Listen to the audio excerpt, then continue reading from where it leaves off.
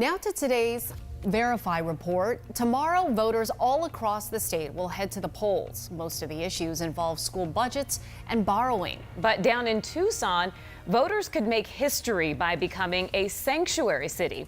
So what impact could that decision have here in Arizona? Team 12 political insider Bram Resnick is joining us here in Studio 12A to verify that for us tonight. Bram? Yeah, Tucson's vote is being watched nationwide as a potential sign of defiance toward President Trump.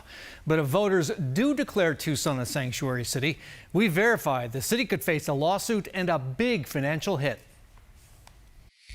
Many Phoenix residents said, don't do it. We must be living in the twilight zone. And the Phoenix City Council agreed. 2 years ago, it rejected a citizen petition to create a so-called sanctuary city by ending police enforcement of federal immigration laws. It was clear that from a legal perspective, we could not vote to support that citizen initiative. Then Mayor Greg Stanton said Arizona's SB 1070 immigration law made sanctuary cities illegal. Sanctuary! No! Sanctuary! No! Now Tucson could vote Tuesday to become Arizona's first sanctuary city. As often as that label is used, there's no definition. In Tucson's case, Prop 205, the Tucson Families Free and Together initiative, declares the city will be a sanctuary and safe refuge for all persons.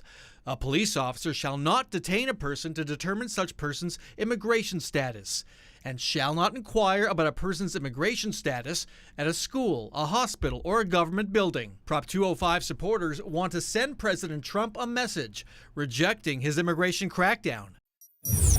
We verify the Tucson initiative faces several challenges if approved. The threat of a state lawsuit, that scared off Phoenix.